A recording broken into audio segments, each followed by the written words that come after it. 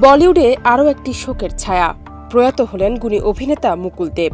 23 মে শেষ নিঃশ্বাস ত্যাগ করেন তিনি। মৃত্যুকালে তার বয়স হয়েছিল 54 বছর। দীর্ঘদিন ধরে শারীরিক অসুস্থতায় ভুগছিলেন এই জনপ্রিয় অভিনেতা। শেষ পর্যন্ত তাকে আইসিইউতে ভর্তি করা হয়েছিল। ওয়ালটন আবারও মিলিনিয়ার অফারে ওয়ালটন ফ্রিজ কিনে আপনিও হয়ে যেতে পারেন মিলিয়নিয়ার।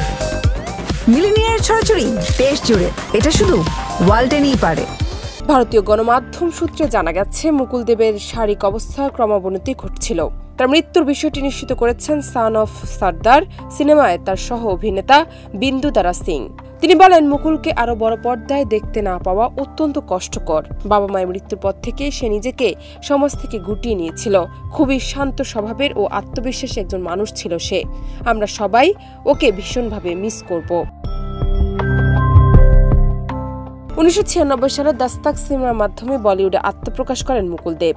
এই ছবিতে তিনি অভিনয় করেছিলেন সুস্মিতা সেন ও শ্রুতি কাপুরের সঙ্গে। এরপর থেকে একে একে বলিউডে তিনি জায়গা করে নেন। তার উল্লেখযোগ্য চলচ্চিত্রের মধ্যে হচ্ছে ডন, সান অফ দ্য সর্দার, ইয়ামলা পাগলা দিওয়ানা, রাজকুমার সহ বহু হিট ছবি।